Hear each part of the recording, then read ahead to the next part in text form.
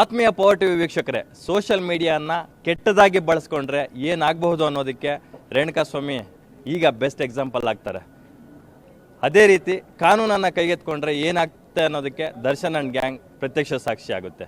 ಈ ಕುರಿತು ಮಾತನಾಡೋದಕ್ಕೆ ನಮ್ಮ ಜೊತೆ ಮಾಡೆಲ್ ಕಮ್ ಕಿರುತೆರೆ ನಟಿ ಚಿತ್ರಾಲ್ ಅವರು ಇದ್ದಾರೆ. ಮೇಡಮ್, ರೇಣುಕಾಸ್ವಾಮಿ ಅವರು ನಿಮಗೂ ಸಹ ಒಂದಷ್ಟು ಮೆಸೇಜ್ಗಳನ್ನ ಕಳಿಸಿದ್ರು ಅಂತ ಕೇಳ್ಪಟ್ವಿ. It's very shocking.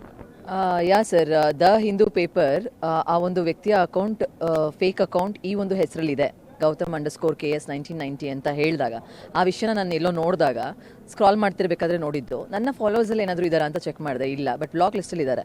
ಆ್ಯಂಡ್ ಯೂಶ್ವಲಾಗಿ ಎಲ್ರಿಗೂ ಗೊತ್ತಿದೆ, ನನಗೆ ನೆಗೆಟಿವ್ ಕಮೆಂಟ್ಸ್ ಬಂದರೆ ನಾನೇ ಅದನ್ನು ಸ್ಟೋರಿಯಲ್ಲಿ ಹಾಕೊಂಡು ರೋಸ್ಟ್ ಮಾಡ್ತೀನಿ, ಅಥವಾ ಅವ್ರು ಸಾರಿ ಯಾಕಂತ ಕೇಳೋವರೆಗೂ ಅವ್ರನ್ನ ರಿಯಲೈಸ್ ಮಾಡಿಸ್ತೀನಿ when it is from real account. And fake ಅಕೌಂಟಿಂದ ಬರೋ ಒಂದು ಕಮೆಂಟ್ಸ್ಗಳಿಗೆ ನಾನು ತಲೆ ಕೆಡ್ಸ್ಕೊಳಕ್ಕೆ ಹೋಗಲ್ಲ, ಯಾಕಂದರೆ ಮುಖ ಇಲ್ದಿರೋರಿಗೆ ನಾವೇನು ಅರ್ಥ ಮಾಡ್ಸೋಕ್ಕಾಗತ್ತೆ. ಸೊ ಹಾಗಾಗಿ ಇದು ಬ್ಲಾಕ್ ಲಿಸ್ಟಲ್ಲಿ ಹೋಗಿದೆ ಅಂದರೆ ಖಂಡಿತವಾಗ್ಲೂ ಏನಾದರೂ ಕೆಟ್ಟದಾಗೆ ಮಾಡಿರ್ತಾರೆ. ಸೊ ಹಾಗಾಗಿ ನಾನು ಅವ್ರ ಜೊತೆ ಫೇಕ್ ಅಕೌಂಟ್ ಆಗಿರೋದ್ರಿಂದ, ಯಾವುದು ಪೋಸ್ಟ್ ಇಲ್ಲದೆ ಇರೋದ್ರಿಂದ ನಾನು ವಾದ ಮಾಡೋಕ್ಕೆ ಹೋಗಿಲ್ಲ, ಬ್ಲಾಕ್ ಲಿಸ್ಟಲ್ಲಿ ಹಾಕಿದ್ದೀನಿ. ಬಟ್ ಏನು ಮೆಸೇಜ್ ಮಾಡಿದ್ರು ಅನ್ನೋದು ನಂಗೆ ನೆನಪಿಲ್ಲ. ಆದರೆ ಈ ವಿಷಯನ ಶೇರ್ ಮಾಡ್ಕೊಂಡ್ಮೇಲೆ ಸಾಕಷ್ಟು ಜನ ನನಗೆ ಮೆಸೇಜಸ್ಗಳನ್ನು ಕಳಿಸಿದ್ದಾರೆ, ಲೈಕ್ ಅವ್ರು ಏನು ಮಾಡಿದ್ರು ಮೆಸೇಜಸ್ ಅಂತ. ಆ್ಯಂಡ್ ಸಾಕಷ್ಟು ಜನ ನಮ್ಮ ಒಂದು ಆರ್ಟಿಸ್ಟ್ಗಳೇ ಎಷ್ಟೊಂದು ಜನ ಶೇರ್ ಮಾಡ್ಕೊಂಡಿದ್ದಾರೆ, ನನ್ನ ಬ್ಲಾಕ್ ಲಿಸ್ಟಲ್ಲೂ ಇದೆ, ನಾನು ಮಾಡಿದ್ದೆ ಹಂಗೆ ಹಿಂಗೆ ಅಂತ. ಬಟ್ ಯಾರು ಮುಂದೆ ಬಂದು ಹೇಳ್ಕೊಳ್ಳೋದಕ್ಕೆ ಇಷ್ಟಪಡ್ತಿಲ್ಲ. ನಿಮಗೆ ಗೊತ್ತು ಇವಾಗ ಎಷ್ಟು ಹೀಟ್ ಆಫ್ ದ ಮೂಮೆಂಟ್ ಇದೆ. ಸೊ ನಾವು ಒಂದು ಮಾತಾಡಿದ್ರು ಅದು ಬೇರೆ ಅರ್ಥನೇ ಪಡ್ಕೊಂಡ್ಬಿಡುತ್ತೆ. ಸೊ ಹಾಗಾಗಿ ನಾನು ಕೂಡ ಸ್ಟೋರಿಯಲ್ಲೇ ಹಾಕಿದ್ದು, ಅದನ್ನು ತೆಗೆದು ಎಷ್ಟೊಂದು ಜನ ನ್ಯೂಸ್ ಮಾಡಿದ್ದಾರೆ. ಪವಿತ್ರ ಗೌಡ ಅವರಿಗೆ ಹೆಚ್ಚು ಕಮ್ಮಿ 200ಕ್ಕೂ ಅಧಿಕ ಮೆಸೇಜ್ಗಳನ್ನು ಬ್ಯಾಕ್ ಟು ಬ್ಯಾಕ್ ಕಳಿಸಿದ್ರಂತೆ ತಿಂಗಳಾನುಗಟ್ಲೆಯಿಂದ. ಸೊ ನಿಮಗೆ ಯಾವ ಮಂತಲ್ಲಿ ಕಳಿಸಿದ್ರು, ಎಷ್ಟು ಮೆಸೇಜಸ್ ಕಳಿಸಿದ್ರು ಅಂತ ಏನಾದರೂ ಐಡಿಯಾ ಇದೆ ಮೇಡಮ್? ಇದು ನಾನು ಬ್ಲಾಕ್ ಲಿಸ್ಟಲ್ಲಿ ನೋಡಿದಾಗ ತುಂಬ ಒಂದು ಸ್ಕ್ರಾಲ್ ಮಾಡಿದಾಗ ಅದು ಕೆಳಗಡೆ ಇದ್ದಿದ್ದು. ಸೊ ಹಾಗಾಗಿ ನನಗನ್ಸುತ್ತೆ ಒಂದು 2-3 ತಿಂಗಳು ಮುಂಚೆನೇ ಬ್ಲಾಕ್ ಮಾಡಿದ್ದೀನಿ ಅಂತ. ಆಲ್ಮೋಸ್ಟ್ ನನ್ನ ಬ್ಲಾಕ್ ಲಿಸ್ಟಲ್ಲಿ ಎಷ್ಟೊಂದು ಜನ ಇದ್ದಾರೆ. ಸೊ ಅದು ಕೆಳಗಡೆ ಸ್ಕ್ರಾಲ್ ಮಾಡಿ ಕೆಳಗಡೆ ಇರೋದ್ರಿಂದ ಅದು ಲಾಂಗ್ ಬ್ಯಾಕ್ ಬಂದಿತ್ತು ಅಂತ ನನಗನ್ಸುತ್ತೆ. ಆದರೆ ಜೂನ್ 7ನೇ ತಾರೀಕುವರೆಗೂ ಮೆಸೇಜ್ಗಳು ಹೋಗಿರೋದಿದೆ ಅಕೌಂಟಿಂದ. ಮೇಡಮ್, ಸೆಲೆಬ್ರಿಟೀಸ್ ಅಂದಾಗ ಸಾರ್ವಜನಿಕ ಲೈಫಲ್ಲಿ ಇರ್ತೀರಾ ನೀವೆಲ್ಲನೂ. ತುಂಬ ಜನ ಈ ಥರ ಫೇಕ್ ಅಕೌಂಟ್ಗಳಿಂದ ಸಾಕಷ್ಟು ಮೆಸೇಜ್ಗಳು, ಕಮೆಂಟ್ಸ್ ಎಲ್ಲ ಮಾಡ್ತಾರೆ. ಇದನ್ನೆಲ್ಲ ಹೇಗೆ ರಿಸೀವ್ ಮಾಡ್ತೀರಾ ನೀವು ಅಂತಕ್ಕಂಥದ್ದು? ಸರ್, ನನಗನ್ಸುತ್ತೆ ನಾನು ತುಂಬ ಫೇಸ್ ಮಾಡಿದ್ದೀನಿ ಇದನ್ನು. ಆ್ಯಂಡ್ ಯಾವಾಗಲೂ ಇದ್ರ ಬಗ್ಗೆ ಮಾತಾಡ್ಕೊಂಡು ಬಂದಿದ್ದೀನಿ ನಾನು. ಕೊರೋನಾ ಟೈಮಲ್ಲೂ ಅಷ್ಟೇ. ಆ್ಯಂಡ್ ಎಲ್ಲರೂ ಹೇಳ್ತಾರೆ ಕಂಪ್ಲೇಂಟ್ ಕೊಡ್ಬೋದಿತ್ತು, ಅದಕ್ಕೆ ಕಾನೂನಿದೆ, ಲಾ ಇದೆ ಅಂತ. ಕೊರೋನಾ ಟೈಮಲ್ಲಿ ಇದೇ ರೀತಿಯ ಕೆಟ್ಟ ಟ್ರಾಲ್ಸ್ಗಳು ತುಂಬಾ ಜಾಸ್ತಿ ಆಗ್ತಿತ್ತು ಟಿಕ್ಟಾಕ್ ಸಮಯದಲ್ಲಿ. ಆವಾಗ ನಾವು ಒಂದು 25 ಜನ ಕ್ರಿಯೇಟರ್ಸ್ ಹೋಗ್ಬಿಟ್ಟು ರಿಟರ್ನ್ ಕಂಪ್ಲೇಂಟ್ ಕೊಟ್ಟಿದ್ದೀವಿ. ಹಾಗೆ ಈಗ ಮಾರ್ಫಿಂಗ್ ಎಲ್ಲ ಮಾಡ್ತಿದ್ರು. ಸೊ ಅದರದನ್ನು CD proof with pen drive provide ಮಾಡಿದ್ದೀವಿ.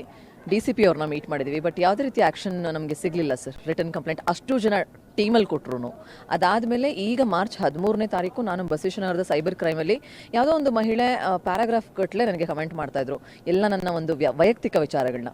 ಅಂದರೆ ಏನಕ್ಕೆ ಮದುವೆ ಆಗಿಲ್ಲ, ನಿಮಗೆ ಗಟ್ಸಿದ್ರೆ ಮದುವೆ ಆಗು, ಮಗು ಮಟ್ಕು ನೋಡ್ರೋಣ, ಹಂಗೆ ಹಿಂಗೆ, ಮತ್ತು ಬಿಗ್ ಬಾಸಿಂದ ಆಚೆ ಹಾಕ್ಬಿಟ್ರು. ಬರೀ ಇದೆ ಇಂಥ ವಿಷಯಗಳಲ್ವಾ ಸರ್. ಇವಾಗ ಯೂಶ್ವಲಿ ಅವ್ರಿಗೆ ಏನು ನಮ್ಮ ಪರ್ಸ್ನಲ್ ಬಗ್ಗೆ ಗೊತ್ತಿರಲ್ಲ. ಬಟ್ ನಾವು ಸೋಷಿಯಲಾಗಿ ಎಲ್ಲರ ಹತ್ರನೂ ನಾವು ಏನಾದರೂ ಇಂಟರ್ವ್ಯೂಸಲ್ಲಿ ಹೇಳ್ಕೊಂಡಿರ್ತೀವಿ, ಅದು ಏನೋ ಒಂದು. ಸೊ ಆ ಒಂದು ಗೊತ್ತಿರೋ ವಿಚಾರಗಳನ್ನೇ ಇಟ್ಕೊಂಡು ನೀವು ಒಂದು ಮನುಷ್ಯನ ಜಡ್ಜ್ ಮಾಡೋದಿದೆಯಲ್ಲ, ತುಂಬ ರಾಂಗ್ ಆಗುತ್ತೆ. ಸೊ ಅವರು ತುಂಬಾ ಡಿಸ್ಟರ್ಬ್ ಮಾಡಿದ್ರು ನಂಗೆ. ಆಲ್ಮೋಸ್ಟ್ ಒಂದು 2 ವಾರದವರೆಗೂ ಕಮೆಂಟ್ ಮಾಡ್ತಾನೇ ಇದ್ರು. ಸೊ ಹಾಗಾಗಿ ಆ ಫೀಮೇಲ್ ಮೇಲೆ ಲಾಯರ್ದು ಒಂದು ಕನ್ಸಲ್ಟೇಷನ್ ತೊಗೊಂಡು FIR ಹಾಕ್ತೆ. FIR ಹಾಕಿ 13 ದಿನ ಫಾಲೋ ಅಪ್ ಮಾಡಿದ್ದೀನಿ ಸರ್. ಯಾವುದೇ ರೀತಿಯ ಅಪ್ಡೇಟ್ಸ್ ಇಲ್ಲ. ಮೇಡಮ್, ಸೋಷಿಯಲ್ ಮೀಡಿಯಾನ ನನಗೆ ತಿಳಿದಂಗೆ ಸದುಪಯೋಗ ಪಡಿಸ್ಕೊಳ್ಳೋದಕ್ಕಿಂತ ದುರುಪಯೋಗ ಪಡಿಸ್ಕೊಳ್ಳೋರ ಸಂಖ್ಯೆನೇ ಜಾಸ್ತಿ. ಸೊ ನಮ್ಮ ಕೊಡಗಿನ ಕುವರಿ ನ್ಯಾಷನಲ್ ಲೆವೆಲಲ್ಲಿ ಸದ್ದು ಮಾಡಿದಂತಹ ರಶ್ಮಿಕಾ ಮಂದಣ್ಣ ಅವ್ರಿಗೇನೆ ಮಾರ್ಫಿಂಗ್ ಮಾಡಿ ತುಂಬ ಕೆಟ್ಟದಾಗಿ ಸೋಷಿಯಲ್ ಮೀಡಿಯಾದಲ್ಲಿ ಪಬ್ಲಿಸಿಟಿ ಮಾಡಿದ್ರು. ಆ ಟೈಮಲ್ಲಿ PM ನರೇಂದ್ರ ಮೋದಿ ಅಂತವರೇ ಅದರ ಬಗ್ಗೆ ಮಾತಾಡಿದರು. ಆದರೆ ಅದಕ್ಕೆ ಎಷ್ಟು ಮಟ್ಟಿಗೆ ಸೊಲ್ಯೂಷನ್ ಸಿಕ್ಕಿದೆ ಅಂತಕ್ಕಂಥದ್ದು, ಮಾತಾಡೋದು ಬೇರೆ, ಸೊಲ್ಯೂಷನ್ ಸಿಗೋದು ಬೇರೆ. ಕಾಮನ್ ಪೀಪಲ್ ಏನು ಹೇಳ್ತಾರೆ ಗೊತ್ತಾ ಸರ್, ನೀವು ಸೆಲೆಬ್ರಿಟೀಸ್ ಅಲ್ವಾ, ಇದೆಲ್ಲ ನಿಮ್ಗೆ ಕಾಮನ್ ಅಂತಾರೆ. ಆ್ಯಂಡ್ ಇನ್ನು ಎಷ್ಟೊಂದು ಜನ ಇಗ್ನೋರ್ ಮಾಡಿ ಅದನ್ನು ಅಂತಾರೆ. ಬಟ್ ಪಾಸಿಟಿವ್ ಕಮೆಂಟ್, ಇವಾಗ ನಿಮಗೆ ನಾನು ತುಂಬ ಚೆನ್ನಾಗಿ ಕಾಣ್ತಿದ್ದೀರಾ, ಈ ಶರ್ಟ್ ತುಂಬ ಚೆನ್ನಾಗಿ ಕಾಣ್ತಿದೆ ಅಂದಾಗ ಅದು ನಿಮಗೆ ಎಷ್ಟು ಖುಷಿ ಕೊಡುತ್ತೋ, ಹಾಗೆ ಒಂದು ನೆಗೆಟಿವ್ ಕಮೆಂಟ್ ಕೂಡ ಇಂಪ್ಯಾಕ್ಟ್ ಆಗೇ ಆಗುತ್ತೆ ಮಾನಸಿಕವಾಗಿ. ಅದರಲ್ಲೂ ತೀರಾ ವೈಯಕ್ತಿಕ ವಿಚಾರಗಳನ್ನ ಮತ್ತು ತುಂಬ ಫಿಲ್ತಿ ಲ್ಯಾಂಗ್ವೇಜ್ನ ಯೂಸ್ ಮಾಡಿ ಮಾತಾಡೋದಾಗಿರ್ಬೋದು, ಅದೆಲ್ಲ ತುಂಬಾ ಹಿಂಸೆ ಆಗುತ್ತೆ ಸರ್. ಒಂದು ಕಮೆಂಟ್ ಓಕೆ, ದಿನ ಬೆಳಗಾದರೆ ಒಂದಷ್ಟು ಮೆನ್ಷನ್ಸು, ಡಗಾರು, ಸೂಳೆ, ನೀನು ಅಂತೋಳು, ನೀ ಸಂಸ್ಕೃತಿನ ಕಾಪಾಡ್ತಿಲ್ಲ, ಅದು ಇದು. ದಿನ ಬೆಳಗಾದರೆ ನೀವೇ ಜಸ್ಟ್ ಇಮ್ಯಾಜಿನ್ ಸರ್. ಸೆಲೆಬ್ರಿಟೀಸ್ ಅಂದ ತಕ್ಷಣ ನಾವು ಇಗ್ನೋರ್ ಮಾಡಬೇಕು ಅಂತ ಯಾರು ಹೇಳಿದ್ದು? ಈ ಕಮೆಂಟ್ ಮಾಡೋರಿಗೆ ಯಾಕೆ ಸೆನ್ಸ್ ಇರಬಾರ್ದು? ನಾವು ಈ ರೀತಿ ಒಂದು ರ್ಯಾಂಡಮ್ ಆಗಿ ಯಾರಿಗೋ ಒಂದು ಕಮೆಂಟ್ ಮಾಡಬಾರ್ದು ಅಂತ. ಆ್ಯಂಡ್ ನೀವು ಅನ್ಕೋಬೋದು, ಎಲ್ರಿಗೂ ನಾನು ಇಷ್ಟ ಆಗಬೇಕು ಅಂತೇನಿಲ್ಲ, ಎಲ್ರಿಗೂ ನಾನು ಮಾಡೋವಂಥ ರೀಲ್ ಇಷ್ಟ ಆಗಬೇಕು ಅಂತಿಲ್ಲ, ಎಲ್ರಿಗೂ ನಾನು ಹಾಕೋವಂಥ ಬಟ್ಟೆ ಇಷ್ಟ ಆಗಬೇಕು ಅಂತಿಲ್ಲ. ಅದು ನನಗೂ ಗೊತ್ತಿದೆ. ಇನ್ಫ್ಯಾಕ್ಟ್ ನಾನೇ ರೀಲ್ಸ್ ನೋಡಬೇಕಾದ್ರೆ ಎಷ್ಟೊಂದು ರೀಲ್ಸ್ ನನಗೆ ಇಷ್ಟ ಆಗಲ್ಲ, ಏನಪ್ಪ ಹಿಂಗೆ ಮಾಡಿದ್ದಾರೆ ಅಂತ ಅನ್ಸುತ್ತೆ. ಬಟ್ ಅವರ ಕಮೆಂಟ್ ಸೆಕ್ಷನ್ಗೆ ಹೋಗಿ ನಾನು ಅವ್ರನ್ನ ಡಿಸ್ಟರ್ಬ್ ಮಾಡೋಷ್ಟು ಒಂದು ಚೀಪ್ ಮೆಂಟಾಲಿಟಿ ನನಗಿಲ್ಲ. ಸೊ ಅದನ್ನು ಮಾಡಬೇಡಿ. ನಿಮ್ಗೆ ಒಪಿನಿಯನ್ಸ್ ಇದ್ದರೆ ನಿಮ್ಮಲ್ಲೇ ಇಟ್ಕೊಳ್ಳಿ. ನಮ್ಮ ರೀಲ್ಸ್ ಇಷ್ಟ ಆಗಲಿಲ್ಲ ಅಂತಂದರೆ ನೀವೇ ಬ್ಲಾಕ್ ಮಾಡಿ, ಆ ಆಪ್ಷನ್ ಕೂಡ ಇದೆ.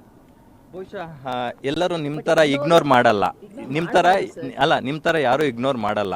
ಬಹುಶಃ ನಿಮ್ಮ ಥರನೇ ದರ್ಶನ್ ಅಂಡ್ ಟೀಮ್ ಕೂಡ, ಪವಿತ್ರ ಅಂಡ್ ಅವರು ಯಾರಿಗೋ ಪವನ್ ಅವ್ರಿಗೆ ಹೇಳಿದ್ರಲ್ಲ, ಅವರು ಎಲ್ಲರೂ ಕೂಡ ಇದನ್ನು ಇಗ್ನೋರ್ ಮಾಡಿದರೆ ಇವತ್ತು ರೇಣುಕಾಸ್ವಾಮಿ ಅಂತಕ್ಕಂಥ ವ್ಯಕ್ತಿ ಜೀವಂತವಾಗಿರ್ತಿದ್ರು ಅನ್ಸುತ್ತಾ? ಜೀವಂತವಾಗಿ ಇರ್ತಿದ್ರು. ನಾನು ಅವ್ರ ಬಗ್ಗೆ ಮಾತಾಡ್ತಿಲ್ಲ, ರೇಣುಕಾಸ್ವಾಮಿ ಅಂತವ್ರು ಬೇಡ. ಈ ರೀತಿ ಒಂದು ಮೆಸೇಜ್ ಜನಕ್ಕೆ ಮೆಸೇಜ್ ಮಾಡ್ತಿದ್ರು.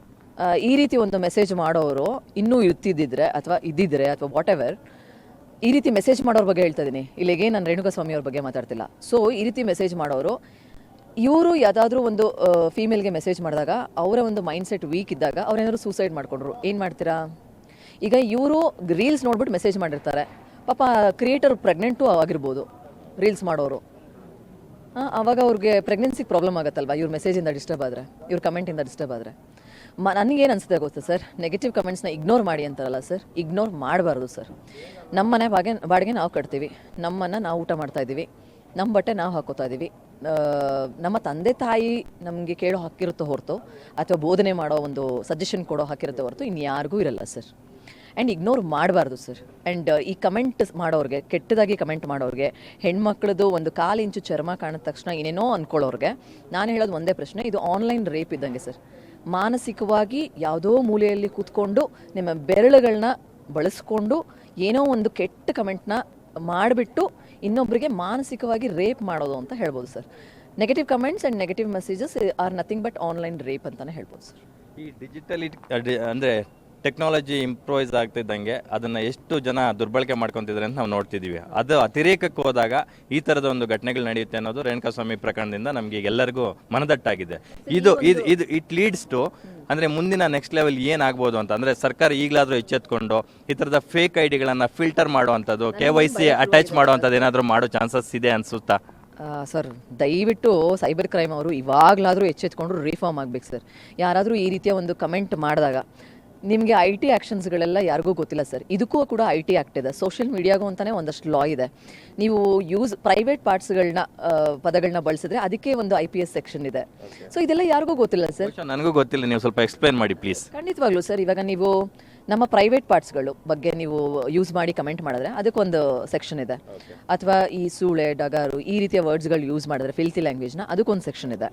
ಸೊ ಇದಕ್ಕೆ ಲಾಸ್ ಇದೆ. ಬಟ್ ಯಾಕೆ ಅದು ಯಾರಿಗೂ ಅದು ನೋಡಿ, ಇವಾಗ ನೀವೇ ಗೊತ್ತಿಲ್ಲ ಅಂತಂದರೆ ಯಾಕೆ ಯಾರಿಗೂ ಗೊತ್ತಿಲ್ಲ ಅಂತಂದರೆ, ಯಾರೋ ಒಬ್ಬರು ಆ ಥರ ಹಾಕಿ ಆ ಕೇಸ್ ಪ್ರೊಸೀಡ್ ಆಗಿ ದೊಡ್ಡದಾಗಿ ಶಿಕ್ಷೆ ಆಗಿಲ್ಲ.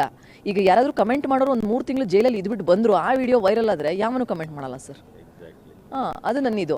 ನನಗೇನು ಅನಿಸ್ತಿದೆ ಗೊತ್ತಾ ಸರ್, ಈ ಗೌತಮ್ KS 1990 ಅಕೌಂಟ್ ಏನಿದೆ, ಆ ಒಂದು ಫೇಕ್ ಅಕೌಂಟು ಯಾವಾಗ ಕ್ರಿಯೇಟ್ ಆಯಿತು ಆ್ಯಂಡ್ ಎಷ್ಟು ಜನಕ್ಕೆ ಆ ಒಂದು ಅಕೌಂಟಿಂದ ಮೆಸೇಜ್ ಹೋಗಿದೆ, ಏನೇನು ಮೆಸೇಜ್ ಹೋಗಿದೆ, ಇದನ್ನೆಲ್ಲ ತೆಗಿಬೋದಲ್ವ ಸರ್. ನಾವು ಎಷ್ಟು ಅಪ್ಡೇಟ್ ಆಗಿದ್ದೀವಿ ಇವಾಗ. ಗೂಗಲ್ ಎವಿಡೆನ್ಸಿಂದ ಇದರದ್ದೆಲ್ಲನೂ ಹಿಸ್ಟ್ರಿ ಆಚೆ ಬರುತ್ತೆ. ಸೊ ಹಾಗಾಗಿ ಯಾರ್ಯಾರು ಇದ್ರ ಬಗ್ಗೆ ಪ್ರಶ್ನೆ ಮಾಡ್ತಿದ್ರೆ ಆ ಒಂದು ಅಕೌಂಟ್ ಬಗ್ಗೆ, ನೀವು ಸೈಬರ್ ಕ್ರೈಮ್ ಅವ್ರಿಗೆ ಟ್ಯಾಗ್ ಮಾಡಬೇಕು, ಹ್ಯಾಶ್ಟ್ಯಾಗ್ ಕ್ರಿಯೇಟ್ ಮಾಡಿ. ನಮಗೂ ಇವತ್ತಿಗೂ ಯಕ್ಷ ಪ್ರಶ್ನೆ ಕಾಡ್ತಾ ಇರೋದೇನಪ್ಪ ಅಂತಂದರೆ, ರೇಣುಕಾಸ್ವಾಮಿ ಮೊಬೈಲು ನೀರಿಗೆ ಎಸ್ತಿದ್ರಂತೆ, ಕೊಳಚೆ ನೀರಲ್ಲಿ ಹುಡುಕಾಡಿದ್ರಂತೆ. ಸುಮಾರು 1 ವಾರ ಹುಡುಕಾದ್ರು, ಸಿಗಲಿಲ್ಲ ಅಂತ ಅಷ್ಟಕ್ಕೆ ಬಿಟ್ಬಿಟ್ರು.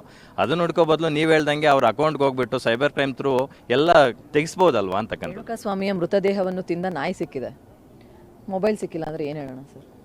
ಸರಿ, ಮೊಬೈಲ್ ಸಿಗಲಿಲ್ಲ ಅಂದರು, ಮೊಬೈಲ್ ನಾಶ ಆಯಿತು ಅಂದರು, ಅವರ ಒಂದು Gmail ID ಇದ್ದರೆ ಆಬ್ವಿಯಸ್ಲಿ ಅವ್ರ Gmail ID ಎಲ್ಲ ಅಕೌಂಟ್ಸ್ಗೂ ಕೊಟ್ಟಿರ್ತಾರೆ, ಅಥವಾ ಏನಾದರೂ ಒಂದರಲ್ಲಾದರೂ ಸಿಗುತ್ತೆ. ಸೊ Gmail ID ಇದ್ದರೆ ಗೂಗಲ್ ಎವಿಡೆನ್ಸಿಂದ ತೆಗಿಬೋದು ಸರ್ ಎಲ್ಲ ಹಿಸ್ಟ್ರಿ ಕೂಡ, ಅಲ್ವಾ ಸರ್? ಆ್ಯಂಡ್ ಇನ್ನೊಂದೇನಂತಂದರೆ, ಈ ನನಗೇನು ಭಯ ಶುರುವಾಗಿದೆ ಅಂತಂದರೆ, ಈ ಮುಂಚೆ ನಾನು ನ್ಯಾಷನಲ್ TV ಇಂಟರ್ವ್ಯೂಲ್ಲೂ ಹೇಳಿದೆ, ಯಾಕಿಷ್ಟು ಹೇಟಲ್ಲಿ ಕಮೆಂಟ್ ಮಾಡ್ತೀರಾ ಇನ್ನೊಬ್ರಿಗೆ? ಸೊ ಇಷ್ಟೊಂದು ಹೇಟ್ ಇಟ್ಕೊಂಡಿರೋರು ಇವಾಗ ನಮ್ಮ ಮುಖ ಎಲ್ರಿಗೂ ಗೊತ್ತಿದೆ ಸರ್. ನಾವು ಆಚೆ ಕಡೆ ಹೋದಾಗ ಫಿಸಿಕಲಾಗೂ ಏನಾದರೂ ಹಾರ್ಮ್ ಮಾಡ್ಬೋದಲ್ಲ. ಇವಳು ಹಿಂಗೆ ರೀಲ್ಸ್ ಮಾಡ್ತಾಳೆ ಇನ್ಸ್ಟಾಗ್ರಾಮಲ್ಲಿ, ನನಗೆ ಇವಳು ಕಂಡ್ರೆ ಆಗಲ್ಲ ಅಂತ ಏನಾದರೂ ಮಾಡ್ಬೋದಲ್ಲ ಸರ್? ಆ ಥರದ್ದು ಏನಾದರೂ ದೊಡ್ಡದಾದಾಗ ಇದನ್ನು ನಿಲ್ಬೋದು ಅಂತ ಪ್ರೀವಿಯಸ್ ಇಂಟರ್ವ್ಯೂಲ್ಲಿ ನಾನು ಶೇರ್ ಮಾಡಿದ್ದೀನಿ. ನಿಮ್ಗೆ ಮೋಸ್ಟ್ಲಿ ಆ ಕ್ಲಿಪ್ಪಿಂಗ್ ಸಿಗ್ಬೋದು ಈಗ ಹುಡುಕಿದ್ರು. ಬಟ್ ಈಗ ನನಗೆ ಭಯ ಶುರುವಾಗಿರೋದೇನೆಂದರೆ, ಇವಾಗ ಇದೇ ರೀತಿ ಇದು ಕಂಟಿನ್ಯೂ ಆದರೆ, ಸೈಬರ್ ಕ್ರೈಮ್ ಅವ್ರು ಸ್ಟ್ರಾಂಗ್ ಆಗಲಿಲ್ಲ ಅಂದರೆ, ನೆಕ್ಸ್ಟ್ ಯಾರಾದರೂ ಕ್ರಿಯೇಟರ್ನ ಕೊಲೆ ಮಾಡಿಬಿಡ್ತಾರೆ. ಇವರು ಇನ್ಫ್ಲೂಯೆನ್ಸಿಂಗ್ ಮಾಡ್ಕೊಂಡು ಎಷ್ಟೊಂದು ದುಡ್ಡು ಸಂಪಾದನೆ ಮಾಡ್ತಾರೆ, ಹಾಗೆ ಇವ್ರು ಕಂಡ್ರೆ ನನಗೆ ಆಗ್ತಿಲ್ಲ ಅಂತಂದ್ಬಿಟ್ಟು ನಮಗೆ ಏನಾದರೂ ಇವಾಗ ನೋಡಿ ಸರ್, ನಾನು ಇಲ್ಲಿ ಬಂದಿದ್ದೀನಿ, ಯಾರೋ ಒಬ್ರು ಸಡನ್ನಾಗಿ ಏನಾದರೂ ಮಾಡ್ಬೋದಲ್ಲ ಸರ್ ನನಗೆ? ಅವ್ರು ನನ್ನ ಫಾಲೋವರ್ ಲಿಸ್ಟಲ್ಲಿ ಇದ್ದು ಅವ್ರಿಗೆ ನನ್ನ ಕಂಡ್ರೆ ಆಗಲ್ಲ, ನನಗೆ ನೆಗೆಟಿವ್ ಕಮೆಂಟ್ ಮಾಡ್ತಿರ್ತಾರೆ ಅಂದರೆ, ಅವ್ರ ಎದುರಿಗೆ ನಡುವೆ ನಾನು ಹಿಂಗೆ ಹೋದಾಗ ಏನಾದ್ರೂ ಹೊಡಿಬೋದು, ಏನಾದರೂ ಮಾಡ್ಬೋದಲ್ಲ. ನನಗೆ ಆ ಒಂದು ಭಯ ಶುರುವಾಗ್ತಿದೆ ಸರ್ ಇವಾಗ.